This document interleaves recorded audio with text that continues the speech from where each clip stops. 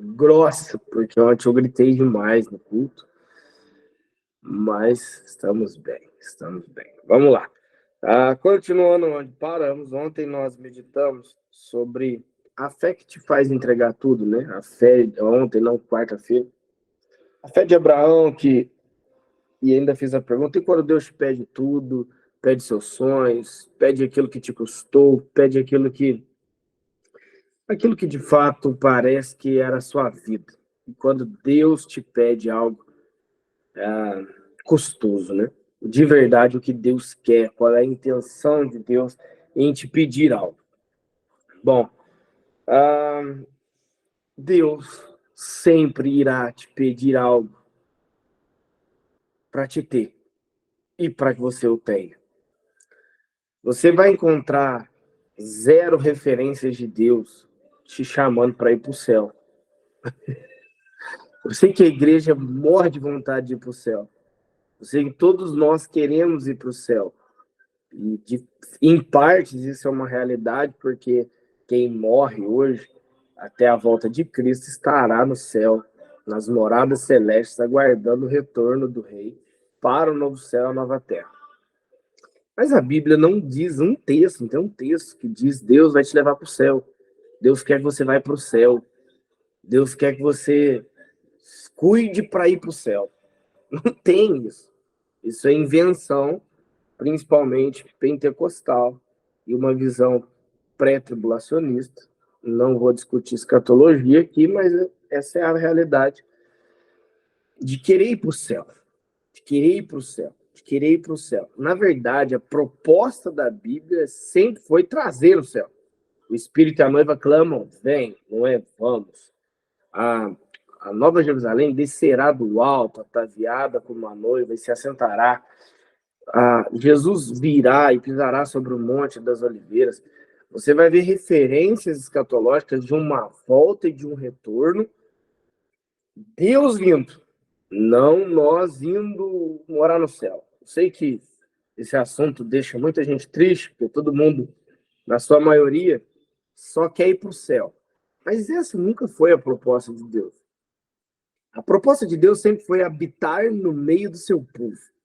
A proposta de Deus sempre foi ter um relacionamento com o seu povo.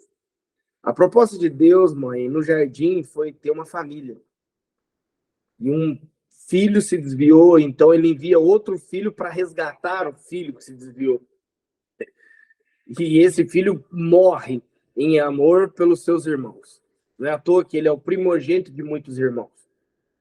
O discurso de Jesus nunca foi eu vim para levá-los para o céu. Pelo contrário, quando você lê a oração sacerdotal, foi a oração antes de Jesus ir para o Getsemane, antes de dele ir para a reta final, que ele vai abençoar, ele vai ungir as pessoas.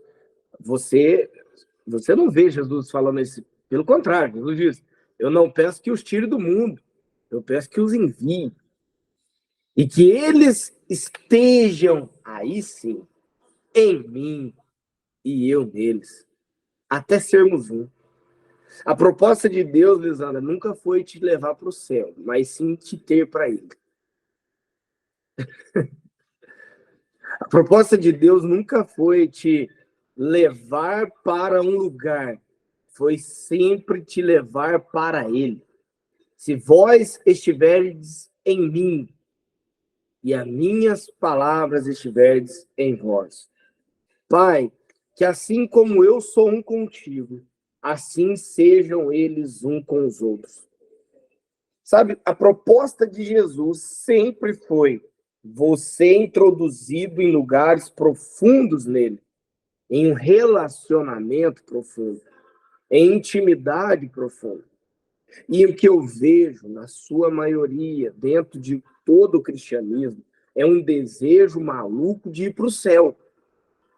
E pouco desejo de ir para Deus.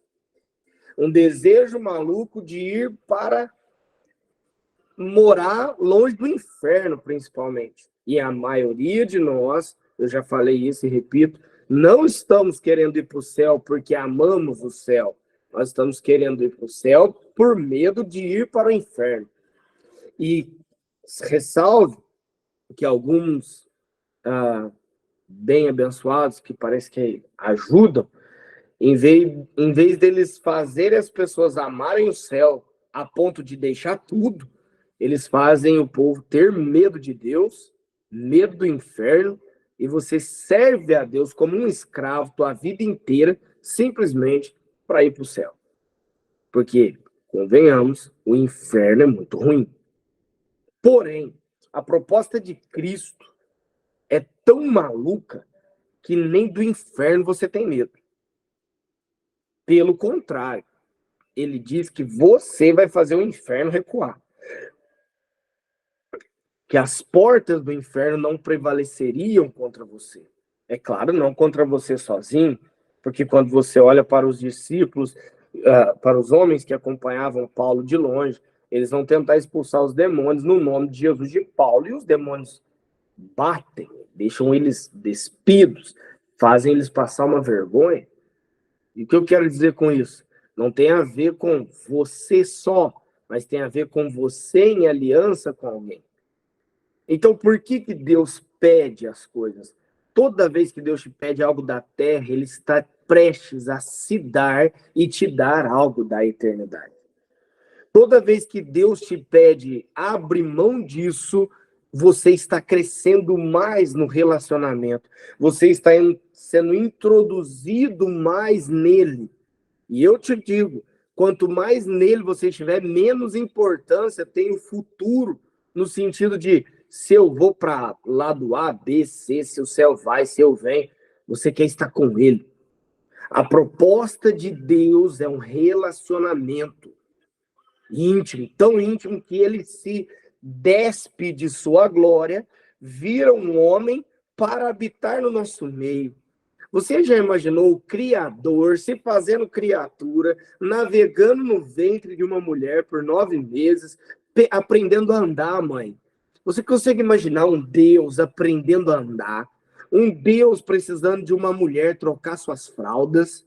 Você consegue imaginar um Deus que queria tanto relacionamento, José, que ele deixa o trono de majestade governamental, celestial, todos os anjos, e ele vem pegar na mão e falar Gugu Dadá. Ele vem aprender a obediência de uma forma humana. A Bíblia diz que Cristo aprendeu a obediência. E como aprendeu? Porque ele nasceu com todos os desejos e anseios que a nossa raça carrega. E em tudo você não vê Jesus falando sobre levar você para um lugar que não seja ele. Porque isso só um Deus tão apaixonado e com tanta vontade de ter de volta o relacionamento com seu filho, com sua criatura, com a sua criação, faria ele fazer. A gente não para pensar num Jesus que soltava pum, que ia no banheiro fazer cocô. E eu não estou falando de uma pessoa normal, estou falando de um Deus que fez tudo isso. E você acha que tudo isso foi só para te levar para o céu? Se ele quisesse só te levar para o céu, querido, ele faria outro caminho. O que Deus quer de verdade é você. E sabe, quando você se perde em amor por Jesus, quando você se descobre uma pessoa que não tem mais apego a nada da terra, a não ser ele, você encontrou o que Davi canta. Bendito é o homem que encontra os seus altares. Eu encontrei seus altares. Quando você encontra Jesus, você é como a noiva de Cantares, que diz que quando o encontrou, levou para o seu leito, o leito do amor. Sabe, você se torna alguém que não tem mais posses, porque o teu galardão é ele, tua posse é ele, o teu desejo é para ele e com ele. Então todas as coisas na terra se tornarão demais coisas. Por que Deus te pede? Porque se te custa, estas demais coisas podem estar roubando a única coisa que é importante, ele. Quando Deus pediu Isaac, Deus, na verdade, só queria mais de Abraão, porque Deus queria se dar mais a Abraão. Quando Deus pede algo para você, eu sei que de começo é incompreensível, porque Deus, se você for parar para pensar, o que ele precisa? Você acha que Deus precisa de algo, Lisandra? O problema da igreja é que eles acham que Deus é um senhor desesperado, com problema de identidade, que está esperando alguém adorá-lo para se sentir bem. Então você aprende na igreja que você foi criado para adorar a Deus, no sentido de ficar cantando para ele. E se você não faz isso, Deus fica triste com você e vai te punir. Quem aprendeu assim? Resumo da ópera. Eu aprendi assim. Cara, você nasceu para dar glória, e se você não dá glória, Deus se zanga. Assim. Aí a figura de Deus parece um jovem carente, e que quando ele não tem o que quer, ele vem e te pune. Isso é Deus. Esse é o Deus romano. Isso não é o Deus de Abraão, de Isaac e Jacó. O Deus de Abraão, Isaac e Jacó se dá por amor. E Deus não está em crise. Deus não te criou para adorá-lo, no sentido de, eu tenho que prestar adoração. Porque se Deus fez isso, Deus está com carência de alguma coisa. E Deus não tem nada em falta. Então Deus, ele não precisa de nada.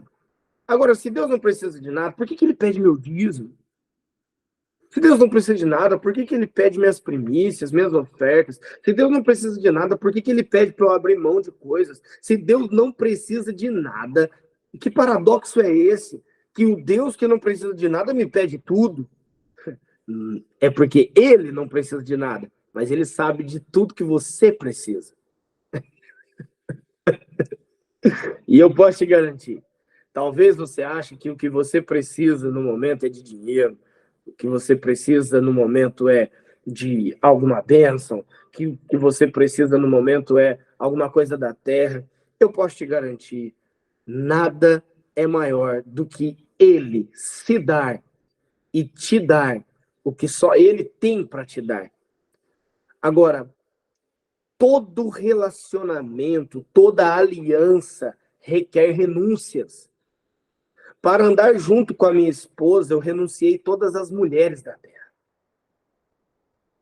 Para construir uma família com a minha esposa, no dia que eu casei com ela, o meu voto foi para com ela e para com mais ninguém. Então, todas as mulheres que aparecerem precisam ser como desprezadas por mim, porque eu tenho uma renúncia que me faz provar o meu amor. Consegue entender? Jesus, mãe, renunciou tudo. Então, se alguém pode te pedir tudo, é o teu noivo, que renunciou tudo para te comprar, para te ter. Renunciou o teu sangue que carregava. Renunciou tudo. Agora, relacionamentos requerem renúncias. Nenhum relacionamento, seja amizade, seja o que for, não tem como você viver relacionamentos profundos sem renúncia. Tem como? Não tem. Quantas vezes você vai abrir mão das suas coisas por aquele que você ama? Os pais e mães que estão aqui, quantas vezes você abre mão de tudo por causa dos seus filhos? A questão é essa. A gente acha que Deus está colocando o céu a prêmio por conta da tua adoração, porque ele está carente de adoração e ele precisa de adoração para isso acontecer, ele te faz barganha, igual sabe a mãe, se você for bem na escola eu te dou um prêmio, e aí ele faz, olha, se você me adorar, eu te dou o céu, se você me adorar, eu te dou o céu, se não, eu te dou o inferno, e aí você adora a Deus meio que, eu te adoro mais porque eu sou obrigado. Isso não é uma verdade. O que Deus quer é que você o conheça a ponto de nada mais importar. E Deus não quer tua adoração. Eu vou te escandalizar, mas Deus não quer. Ele não precisa. Quem precisa é você. Porque adorar é simplesmente abdicar de você mesmo por alguém. E você só pode ter de alguém à medida que você se deu por aquele alguém. No céu, a justiça não permite que quem pouco semeia, muito colhe. Você precisa semear muito para colher muito. Então, no teu relacionamento com Deus, você precisa se dar para receber, e não tem a ver com ele querer receber, tem a ver com ele se derramar, e você tem na medida que você deixa para receber aquilo que já foi derramado. Deus, ele, quando te pede, abre mão disso, ele já abriu mão de tudo. E quando ele está te pedindo algo, pode ter certeza, tem algo ali na frente. Tem algo ali na frente que ele está te livrando daquilo. Não pense que existe algo melhor do que ele. Agora, por que Deus faz isso? Porque ele quer você para ele. E ele para você num relacionamento cósmico eterno.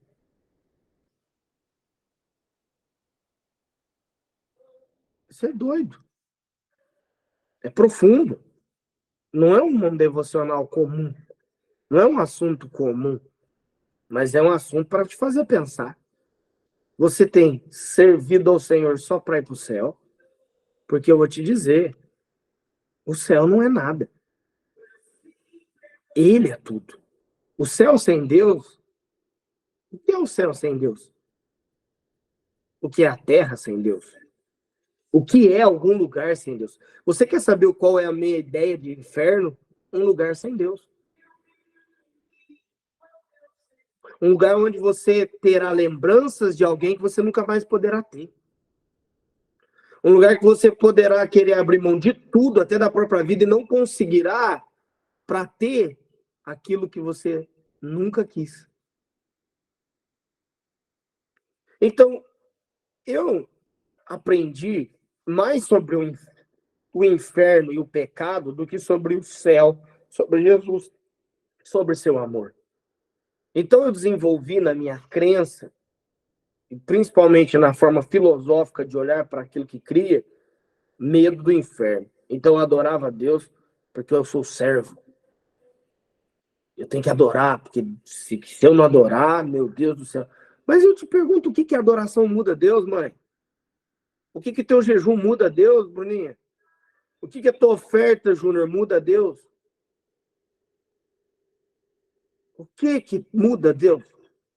Deus continua sendo o mesmo, ontem, hoje, sempre. Porque se Deus se muda, se modifica por algo, aquele algo é superior a ele. Consegue entender? E nós não temos nada que possamos fazer que seja superior a ele. Então, pastor, para que tudo isso? Me responde, eu estou curioso agora. Se Deus não precisa, por quê? Esse paradoxo. Se ele não precisa, porque pede. Se não precisa, porque eu tenho que deixar. Se não precisa, por que eu tenho que tomar posições que me custam? Não tem a ver com ele. Tem a ver com o desprendimento da tua alma. Porque sem o desprendimento da tua alma das coisas da terra, você nunca entrará no que a Bíblia vai chamar de Yada em hebraico e nunca vai entrar no que a Bíblia chama no grego de gnósticos, relacionamento íntimo com Deus. Você nunca vai ser conhecido como ele te conhece. Você nunca vai ter o conhecimento de Deus. O conhecimento de Deus, ele não é um conhecimento que você adquire a partir de dogmas ou de conhecimento lido em livros. Ele precisa vir a partir de um relacionamento tão profundo que essas duas palavras são apontadas, como eu já ensinei em outras lives sobre intimidade, são apontadas como termos para a relação sexual de um homem com uma mulher. Como eu disse outro dia, você é passivo a ponto de recebê-lo. Você cede. No relacionamento, o homem, ele é ativo e a mulher cede. Se não houver um ceder da mulher, isso é estrupo, abuso. A mulher precisa ceder. E toda vez que a mulher cede, ela recebe vida para que nela se gere vida. Oh, meu Deus, acorda esse povo. Porque se eles entenderem que cada vez que o Senhor pede algo, na verdade, ele está te conquistando para te colocar algo novo dentro. E toda vez que a Lisandra diz, eu abro mão dessa caneca, Deus, para ti, é como uma mulher que diz para o seu marido, eu me rendo, e em tudo que eu me rendo, eu recebo vida. A Bíblia diz em Cantares que a noiva estava deitada, e ele vem e bate na porta, e ela não queria levantar. Quando ela não cedeu, ele entrou à força? Não. A Bíblia diz em Cantares que ele só deixou o óleo, ele enfiou a mão na fenda da porta e encheu de óleo para dizer para ela, eu estive aqui. E quando ela se levanta, o noivo já tinha ido, o amado, ela diz, o meu amado se foi. E eu fui atrás dele e os guardas me acharam. Toda vez que Deus vem te tirar de uma zona de conforto, ele quer depositar algo gigantesco em você. Tem muito mais a ver com você do que com ele, Cristina. Deus nunca vai precisar de algo da Cristina. Deus precisa que a Cristina se abra a ponto de receber algo. Consegue entender? E esse se abrir não é à toa que você chama, principalmente no português, abrir mão. Abraão abriu mão da sua promessa. Abraão abriu mão de Isaac por ele e recebeu dele aquilo que só ele podia dar. Assim como a mulher se abre para receber. Então, muito mais do que ir para o céu, o Senhor quer que você receba dele coisas que anjos não podem receber. Você quer tanto ir para o céu, deixa eu te dizer, você tem algo que anjos almejam e os anjos estão no céu.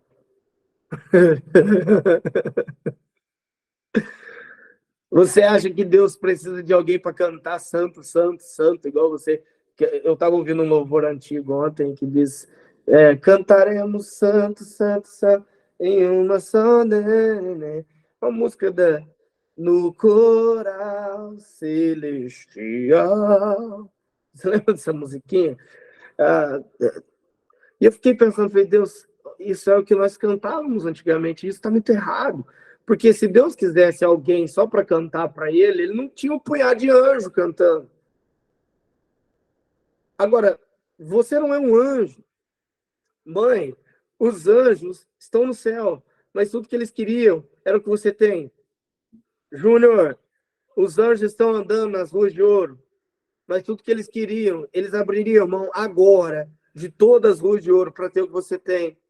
Bruninha, os anjos estão vendo ele diante do trono, gritando santo, mas eles abririam mão de tudo isso para ter o que você tem. Porque em nenhuma raça foi dado o direito de tê-lo.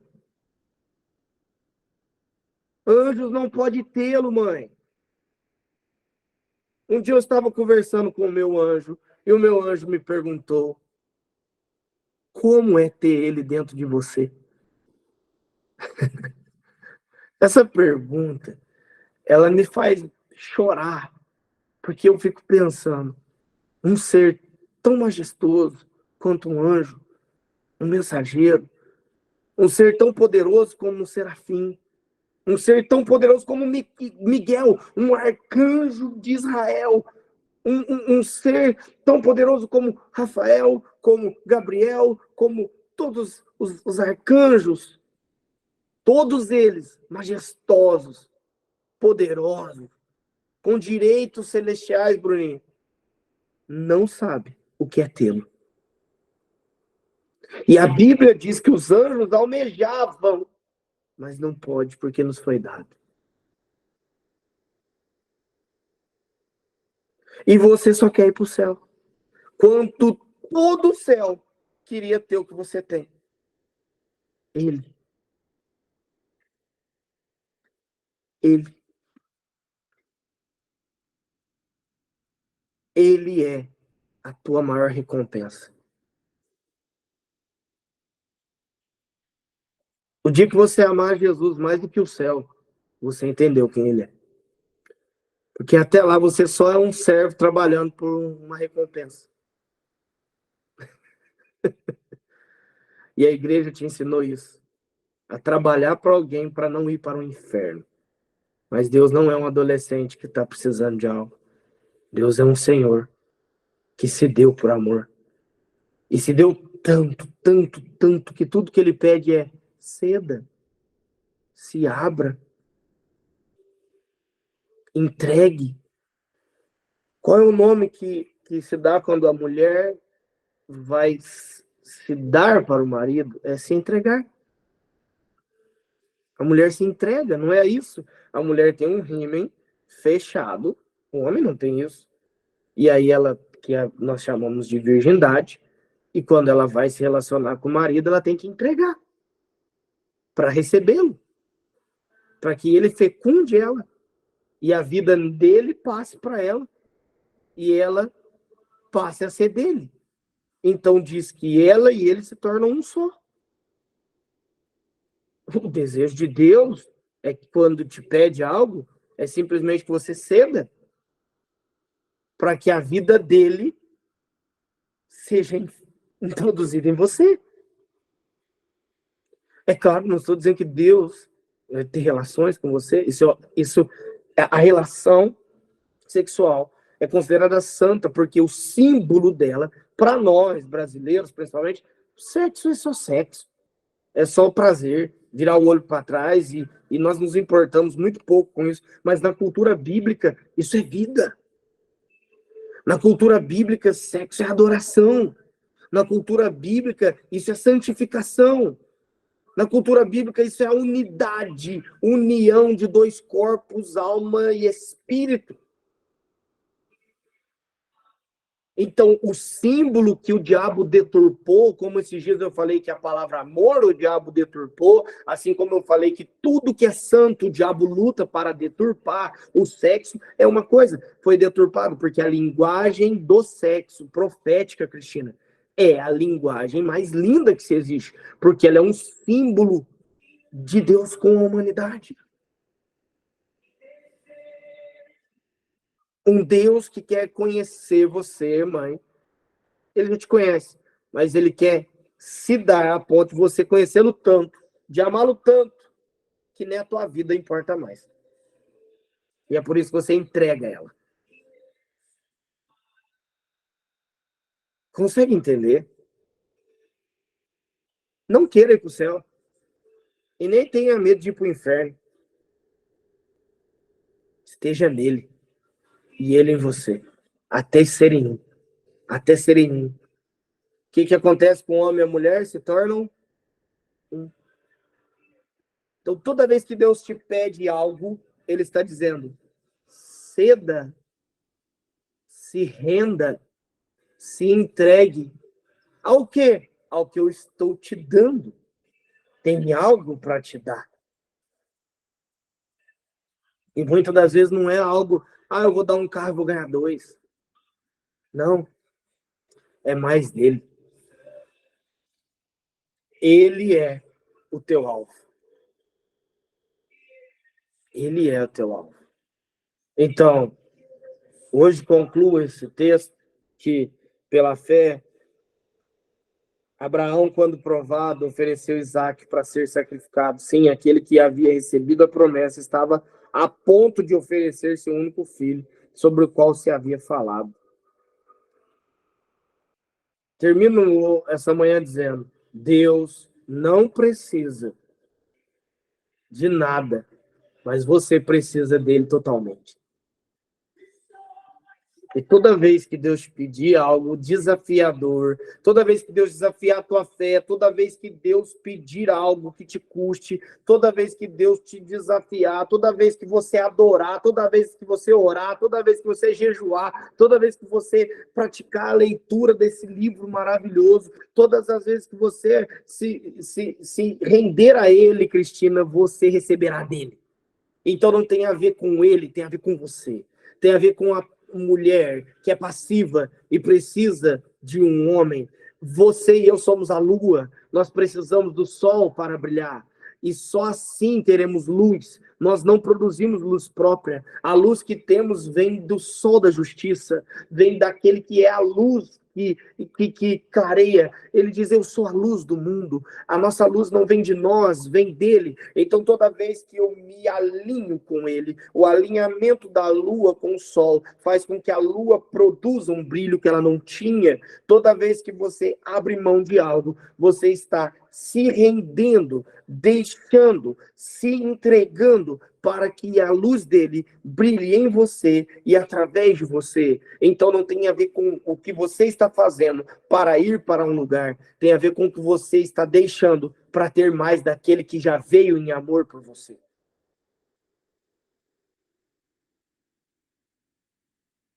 E aí sim você é sal para a terra e luz para o mundo.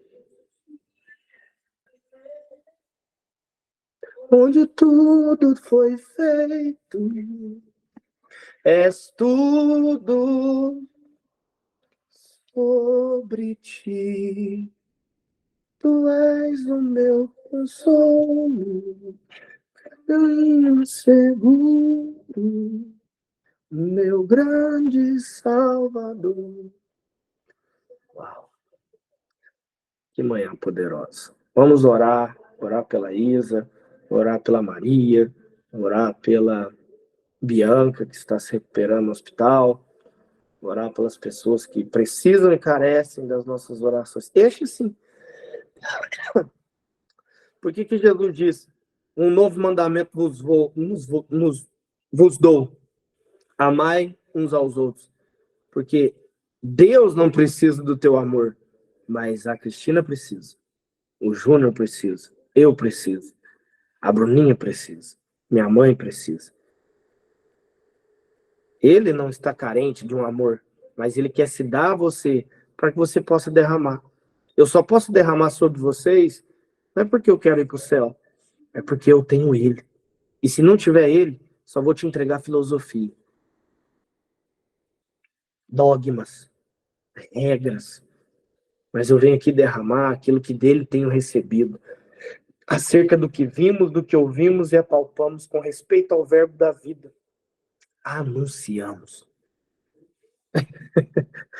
Meu anunciar vem de um relacionamento, não de um achismo, não de um livro, mas vem de uma intimidade que me faz deixar tudo quantas vezes for preciso, porque nada mais me importa, a não ser ele. Amém? Dona Rose, ore por nós, pela Isa, pela Bianca, pela Maria e por mais alguém aí. Amém. Senhor, nós colocamos nessa manhã, Pai, em Tuas mãos, Jesus, a vida da Isa, Pai. Nós sabemos que o Senhor está com ela todos os dias, Senhor, e que cada dia é um novo dia para ela começar a ganhar peso, a ganhar vida, porque o Senhor está com ela. Pai, sobre a irmã Maria, Jesus, que precisa também da tua bênção, Pai.